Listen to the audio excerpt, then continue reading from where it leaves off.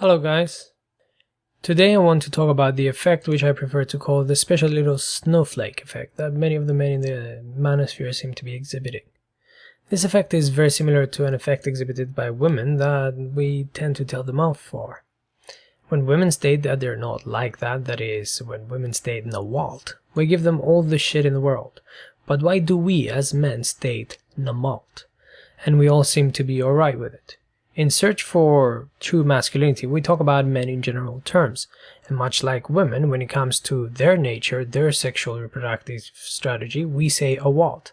Then when it comes to the sexual reproductive strategy and the underlying basic biology that drives men, then we should be also able to say "amalt."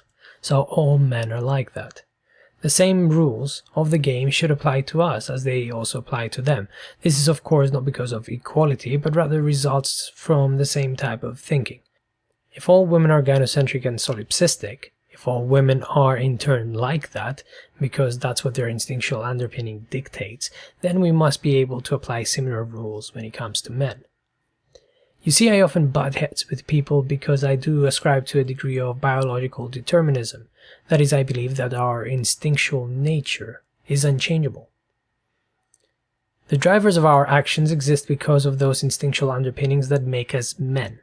Though a lot of our behavior gets modified because of society and our number one priority, which is to survive, we do have those underlying biological drivers that exist and form our inner thoughts.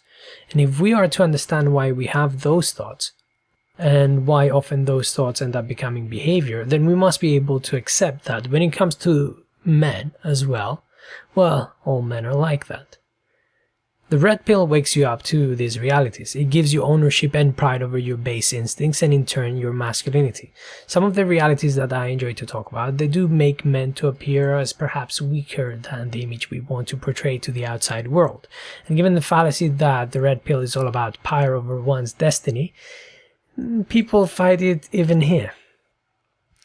The red pill should be one thing above all else. That thing should be brutal, absolute truth. And the brutal truth for everyone here is that whether you see yourself as a top dog or not, whether you're blue, purple or red pill, whether you're well-built, lean or fat, whether you're a winner or a loser, whether you're any other given adjective including straight, gay or bi or whatever else, you do operate under the same basic biology. The same drivers do exist within you. Whether you want to lay with women, men or dogs, it doesn't matter. You will still be displaying uniquely masculine attributes and the world will be measuring you up according to how capable you are of exhibiting those attributes.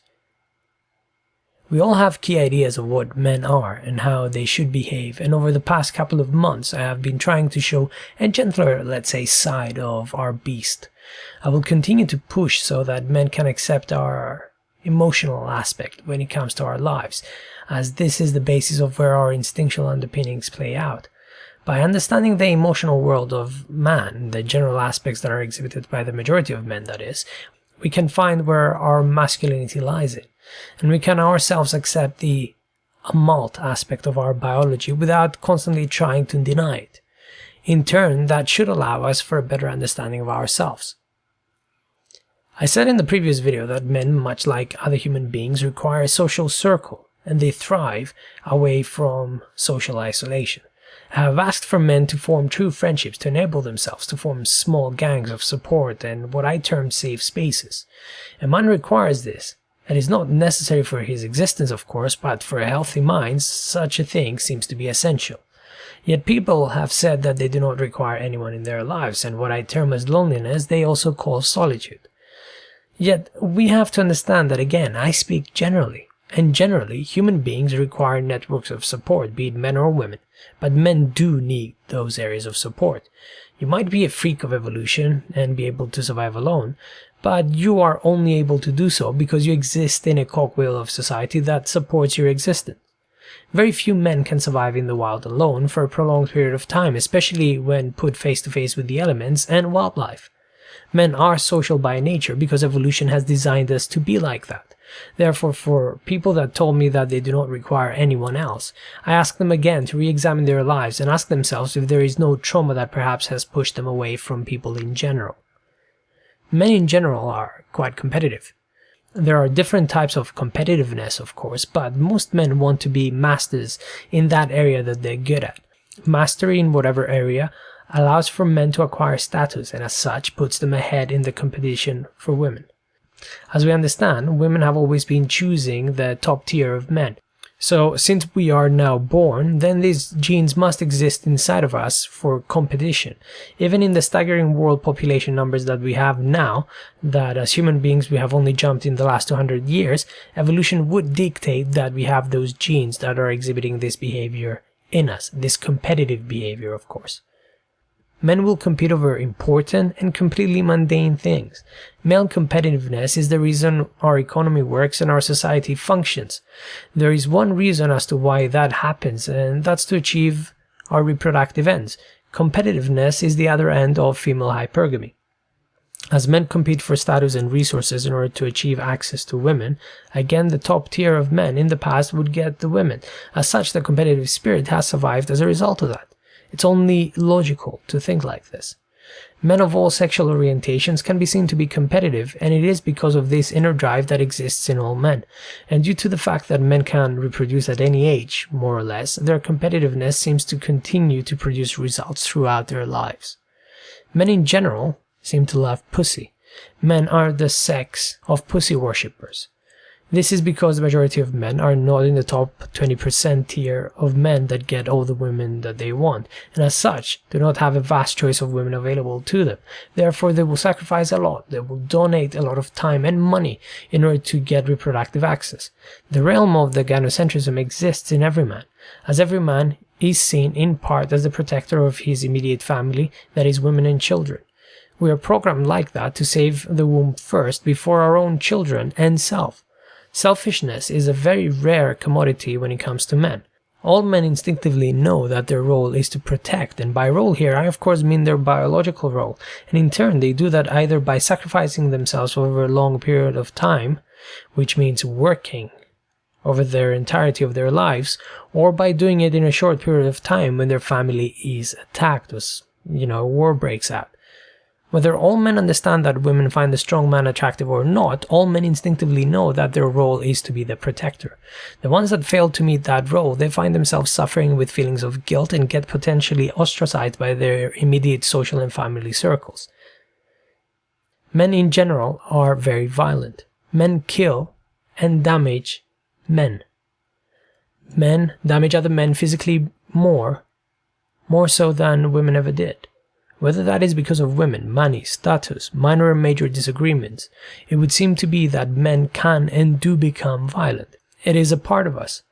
It is a part of us that we must accept it exists. Though it is largely dialed down due to social restrictions, anger and rage can exist in any man, and it can lead to him causing damage to other men. Throughout history, men have always been victims to other men. In primitive societies that still exist in areas of Africa and in the Amazon, men still fall victims to other men more than they do in the hands of disease and other animals. It is a sad reality that in order to establish dominance over others, in order to ensure your reproductive advantage, men have to die. Even if you're not interested in women, you can still be violent as a man over pride and resources. It seems to be almost instinctual in all of us. Men in general are very different to women. They can be violent, aggressive, competitive, and emotional towards their fellow men. This seems to be the general making of a man, whereabout we first of all appear to be the muscle of the human species. What is also apparent by this behavior is that men experience their most gentle emotions when it comes to women, and as a result of women in general, less so than it would be with men in general. That is the basis of what makes a society gynocentric. Men love women more so than they do other men. However, in reality, men do form natural bonds with other men in small groups where they will show preference over these men over women in general and the rest of men. The reason why I'm saying all this, and the reason why I'm producing this video, is to state the concepts instilled in most male minds by evolution. As a man in this world, even a red pill man at that, you must be able to see how evolution has made you you, and why you have the thoughts that you have in your brain. It would seem only natural that the divisions form everywhere where men are involved in. It would appear no matter how hard we try, men will always be men. Though women are largely not present in the manosphere, and the opinion of women is largely quite irrelevant. men will continue to compete and push other men down. There is a reason for that. Men don't seem to like other men as much. A woman is much more likely to be invited in a man's life than another man will, especially if that man has nothing in common with him, because at least in the instinctual process inside every man's mind, that woman contains within her an available uterus. Whereas every man, absolutely every man, even if you're gay, can be seen as a potential threat. If we are to understand ourselves, we must understand how much general aspects of manhood apply to us, and which ones out of all of this are counterproductive, and if so, how to address them and how to fight against them.